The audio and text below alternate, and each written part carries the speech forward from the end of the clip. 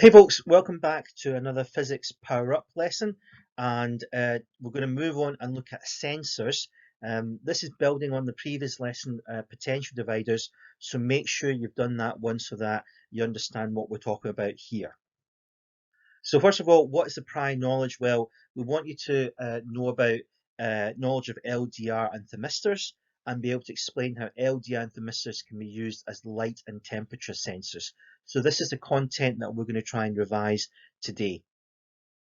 So a few things to help you out with this. First of all, remember with potential dividers, you're actually connecting two resistors in series.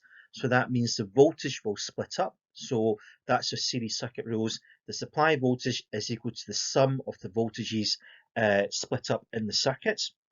The second thing I want you to try and remember is the following, is that the bigger the resistance, the bigger the voltage or potential difference across it. And there's lots of ways to remember this. One way is to think about resistance as like climbing a mountain. So the bigger the resistance, the bigger the mountain, the more effort you need to get over it. So the more potential difference that goes across that resistor there. So try and bear those two in mind. Okay, so a wee bit of revision for you. A light dependent resistor, usually called an LDR, has this symbol, and you're expected to know what the symbol is. And you're also expected to know what the LDR does. So it does the following. For light level increasing, the resistance will decrease. Now, by resistance, I mean the resistance of the LDR. And the opposite is true. If light decreases, then the resistance increases. So one way to remember it is simply it does the opposite of what it responds to. So one way I think of it is using my wee arrows. You draw them in opposite directions. And if you label one, then the other must represent the other quantity. Okay? Now, a wee word of warning, the SQA don't really like you using arrows, so that's why I've used the word increase and decrease again, so try and use those words as well. Okay, so let's look at how a light LDR can be used in a light sensor. So here we've got, notice our LDR, and we've stuck it into a potential divider circuit, and we've got R1 and R2. So this is a light sensor, so be familiar with this and recognize that this is a light sensor, and all it means is it responds to changing light levels. So it's a potential divider. In this case, the voltage splits depending on the LDR resistance. So we're now tying together our knowledge of potential dividers and our circuit rules. And the LDR resistance will depend on the light level. And because it's depending on the light level, that's why it's a light sensor. And the final thing is we're only usually interested in V2. However, to get V2, we may have to work out what's happening across R1 and V1 in order to work out V2. So let's look at some examples in the next couple of slides. So for an LDR, if L increases, then R will decrease. So R2 will have a lower V than R1 across it.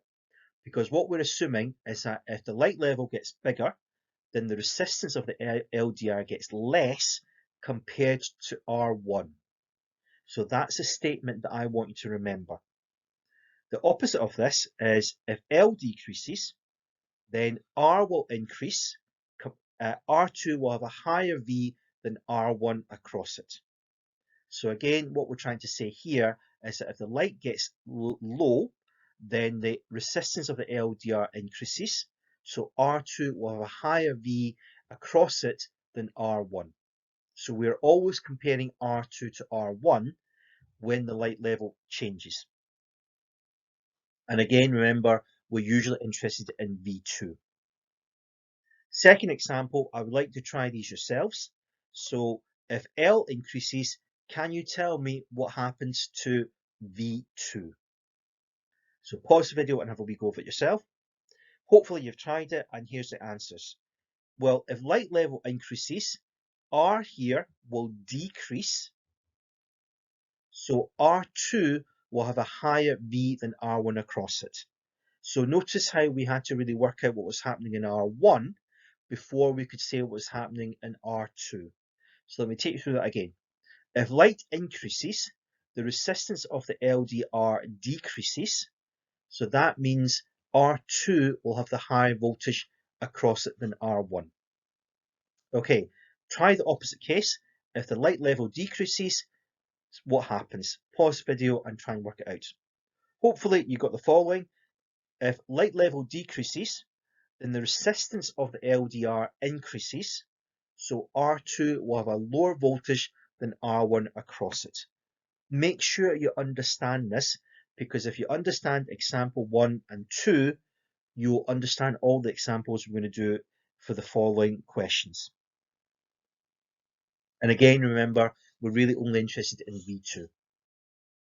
Okay, moving on, we're going to look at the thermistor. So again, you need to know that this is the symbol for the thermistor. Sometimes there's a wee T drawn here. Sometimes this hockey stick, that's what I call it, can be drawn across here like this. Okay, but it doesn't matter which way around it is, as long as you see something like this, then you know that that is a thermistor. Okay, and for a thermistor, we need to know the following, that if temperature increases, the resistance of the thermistor decreases. If temperature decreases, then the resistance will increase. Now, let's look at the thermistor inside the temperature sensor. So again, notice that it's a potential divider. Notice that in this case, the voltage splits depending on the thermistor resistance, and that the thermistor resistance will depend on the temperature. And as always, we're only usually interested in V2, although we may have to actually work out what R1 and V1 are doing to get V2. Here's a really nice bit though. If you think about this, this is actually exactly the same as a light sensor, except that instead of responding to light, we're now responding to changing temperature. So if you understand the light sensor really, really well, the temperature sensor is really the same thing, except you're no longer talking about light, but you're talking about temperature. So try and save yourself some work by seeing that a light sensor and a temperature sensor are really have the same kind of working. So let's see if that's true. So for the thermistor, if T increases, can you work out what happens to the voltage across R2? Pause the video and have a wee go of it. So hopefully you were able to tell me that if T increases, the resistance of the thermistor decreases, so R2 will have a lower V than R1 across it. This is exactly the same as the light resistor circuit. Similarly, if T decreases, again, pause the video and try it yourself.